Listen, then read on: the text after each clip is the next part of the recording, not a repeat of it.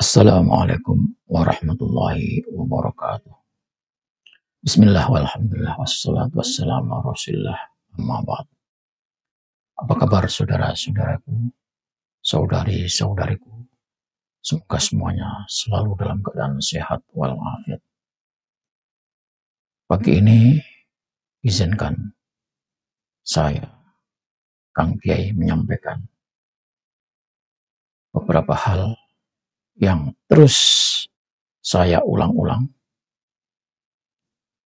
terus saya suarakan agar saudara-saudari yang belum tahu menjadi tahu, yang sudah tahu semakin yakin, dan kalau sudah yakin bersedia untuk menyampaikan kepada yang lainnya. Karena ini adalah bagian dari tugas kita menyampaikan yang hak kepada saudara-saudara kita, mencegah terjadinya kemungkaran, terjadinya kekacauan, apalagi terjadinya pemecah belahan umat dan ancaman bagi negara kesatuan Republik Indonesia. Adalah masalah fakta, data tentang adanya makam-makam palsu yang dikeramatkan di mana masyarakat kita, saudara-saudari kita belum tahu bahwa itu adalah tipuan, rekayasa, dan usaha kelompok Ba'alawi untuk memperoleh keuntungan.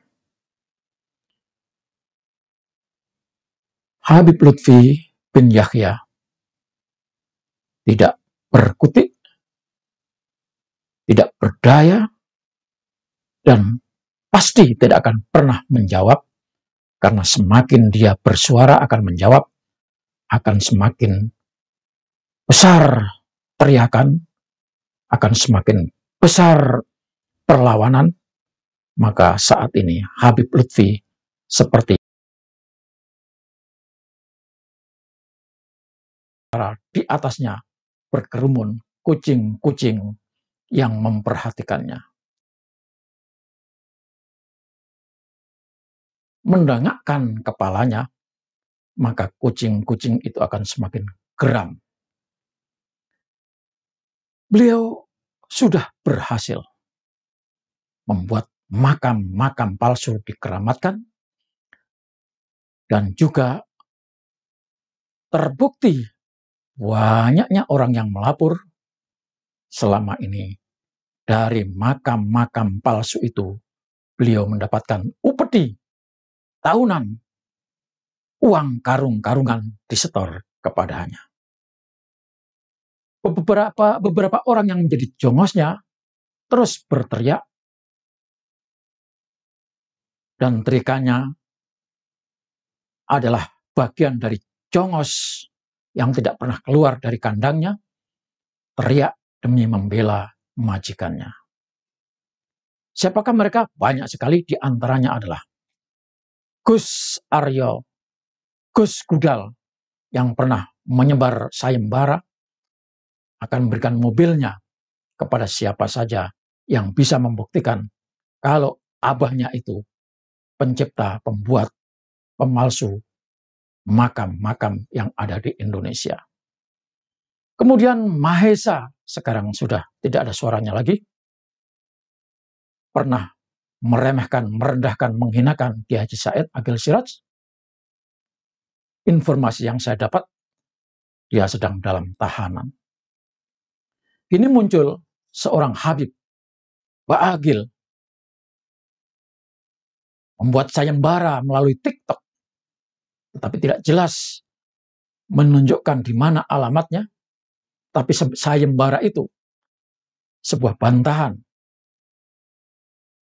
Siapa saja yang bisa menunjukkan bukti kalau ada makam palsu yang dibuat oleh Ba'alawi, Ba'agil ini siap memberikan 1 miliar atau mobil Alphardnya. Ini tantangan bagi saudara-saudara saya yang menjadi pengurus perjuangan Wali Songo Laskar Sabilillah. Saudara sudah punya banyak bukti. Kalau saja tidak bisa datang kepada Lutfi bin Yahya, laporkan saja. Kalau tidak bisa mengklarifikasi. Kalau tidak bisa menemukan Pak Agil yang memberikan sayembara, coba cari tahu di mana alamatnya. Saya mendukung 100%, bahkan 1000%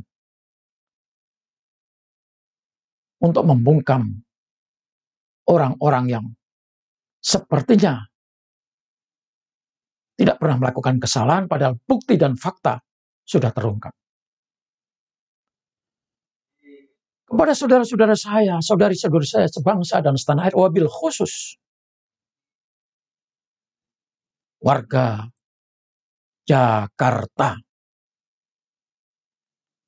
sampean harus sadar, selama ini sampean ditipu dengan adanya makam Mbah Priok.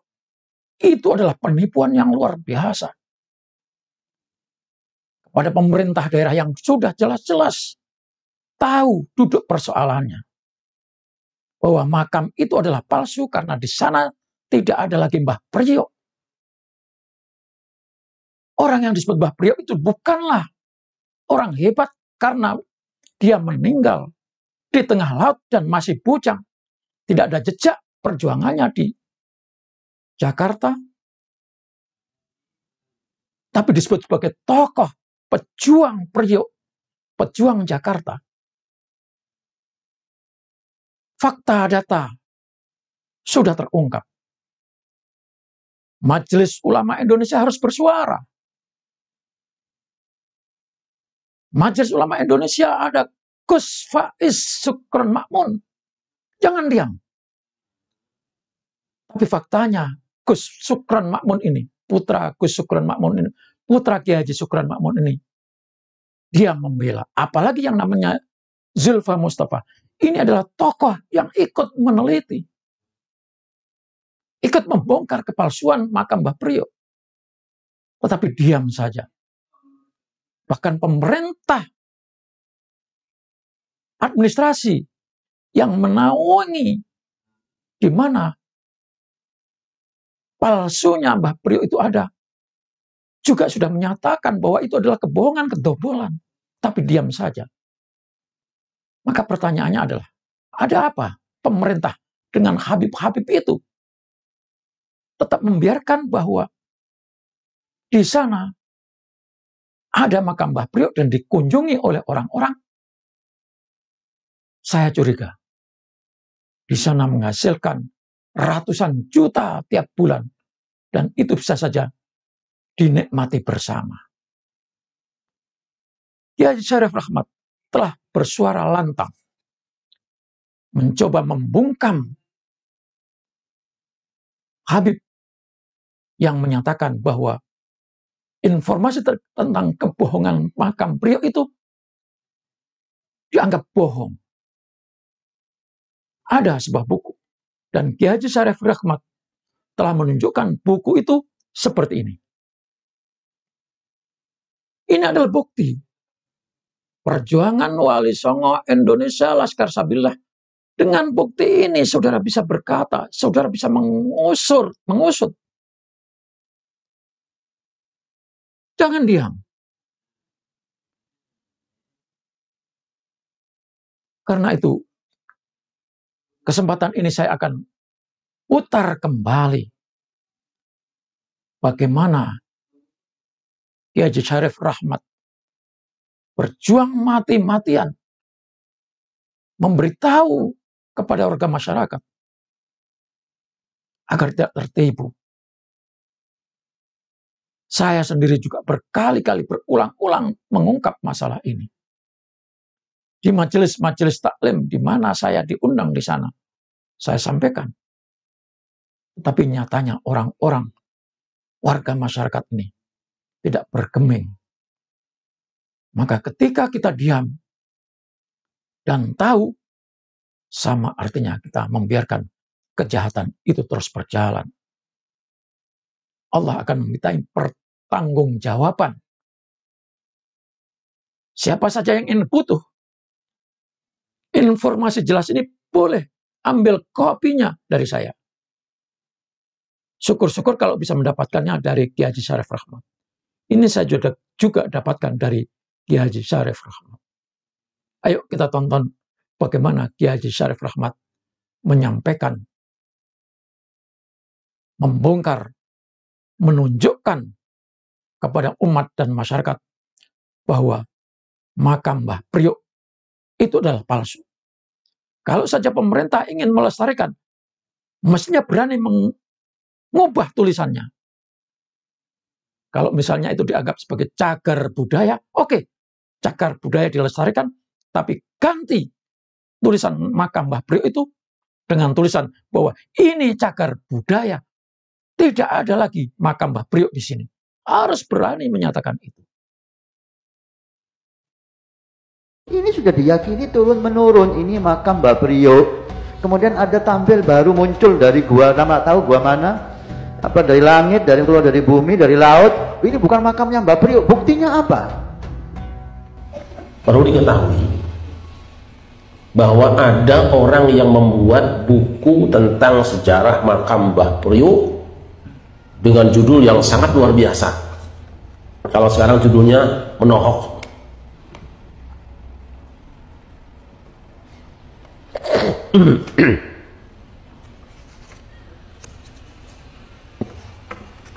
Ini judulnya Risalah Manaqib Mbah Priok, Makam Keramat Wali Allah, Situs Sejarah Tanjung Priok, Al-Imam Al-Arif Billah Al-Habib Hasan bin Muhammad Al-Haddad Al-Husaini Al-Syafi'i Sunni, penyebar syiar Islam di Pulau Jawa dan Sumatera. Ribut sampai makan korban. Lah, namanya tokoh agama dan pemerintah yang bertanggung jawab kemudian mengadakan pertemuan. Dalam pertemuan itu dihadiri antara lain Kiai Haji Ma'ruf Amin, waktu itu Ketua MUI Pusat, Kiai Haji Mudir Tamam MA, Ketua MUI, Ketua Umum MUI DKI, kemudian ada juga dari Komisi Pengkajian, didatangi juga beberapa ulama dan beberapa habaib. Kesimpulannya bahwa kuburan keramat Mbah Priok itu palsu di bukunya. Saya tidak mau panjang kalimat, kuburan keramat Mbah Priok itu palsu. Tidak kurang Pak Yusuf Kala ngasih sambutan juga. Untungnya saya pernah dapat buku ini lebih kurang 100 biji dan saya bagikan kepada teman-teman saya. Tapi sekarang mungkin kita tidak akan menemukannya lagi. Anehnya, dan ini saya ingin tambahkan statement dari Wakil Gubernur waktu itu.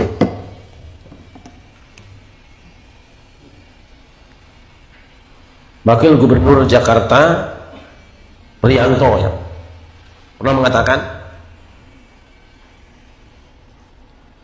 ini dalam berita ya, Wakil Gubernur DKI Jakarta Prianto melakukan gelar testimoni kasus Priok kemarin. Sejumlah saksi kunci yang selama ini tidak pernah dihadirkan dalam penyelidikan diberi kesempatan secara terbuka untuk mengungkap fakta sebenarnya. Dari sejumlah bukti-bukti ternyata makam Dobo yang disebut makam Mbah Priok hasil rekayasa, alias area makam Dobo itu dulunya kosong. Saya yang mengusulkan agar dibangun kembali setelah kerangka jenazah dipindah ke Seper, ujar pengakuan Habib Abdullah, mantan kuasa hukum Habib Al-Haddad dalam testimoni terbuka di hadapan seluruh pejabat DKI di Balai Agung.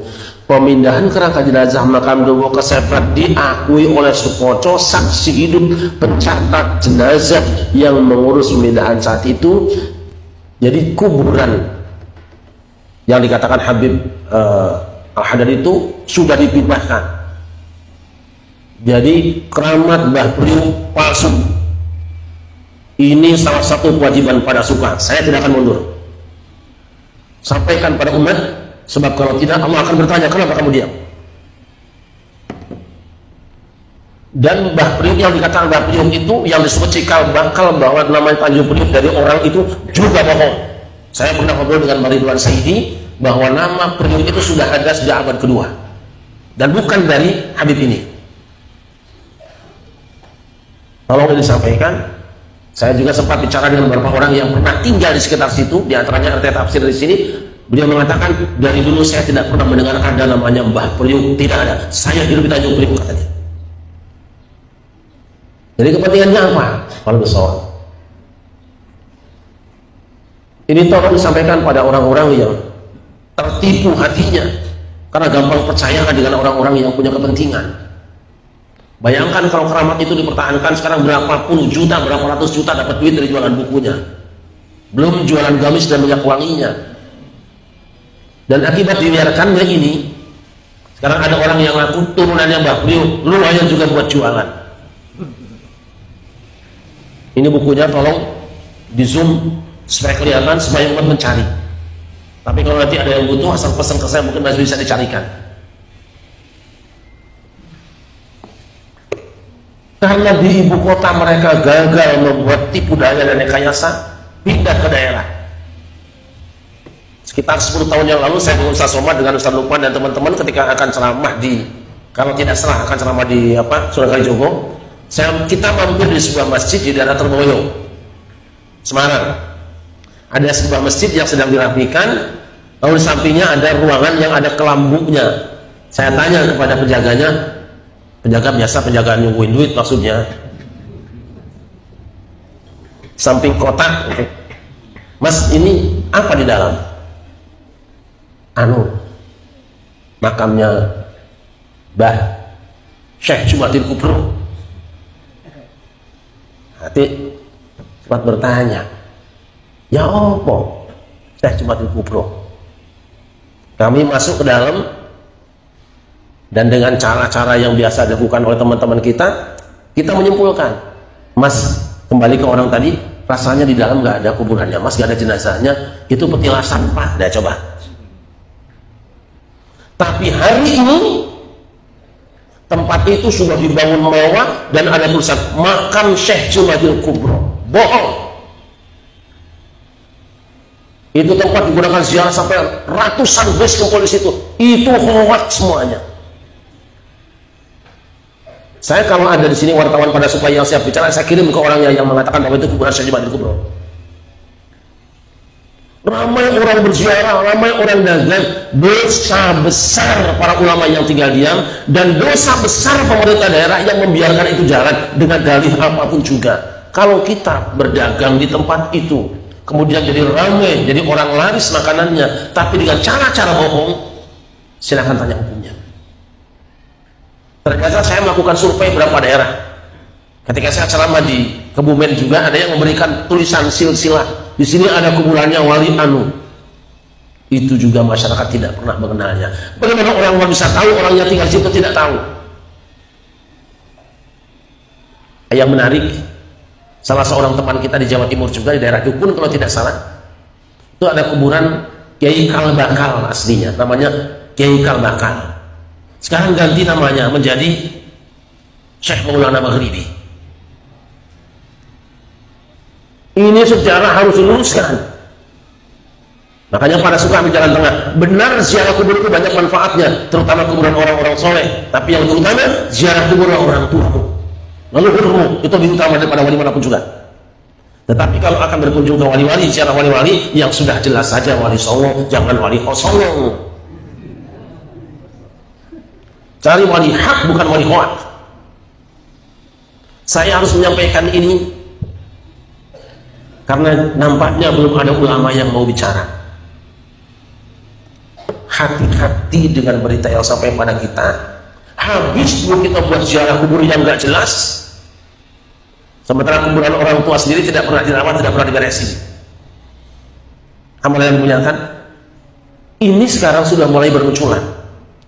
Di tiap daerah laporkan ini ada makamnya Wali Anu, Mbah Anu, Syekh Anu, Habib Anu. Dah. Kita cukup dengan wali songo, cukup dengan orang tua kita, cukup dengan guru-guru kita, tidak usah dengerin penjelasan yang tidak jelas itu.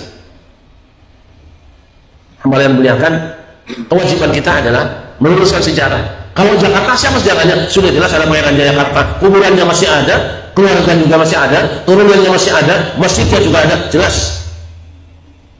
Ada Waliullah Mu'allim Syafi'i Azami, jelas kuburannya, jelas rumahnya, anak cucunya masih ada. Jangan mencari-cari yang tidak jelas. Nah, nanti belum lagi pemalsuan daerah. Nama daerah dipasukan sekarang. Daerah ini kan asalnya dari nama anu, tokoh anu. Hanya saya tidak akan sebut itu nanti. Kemudian saya kira itu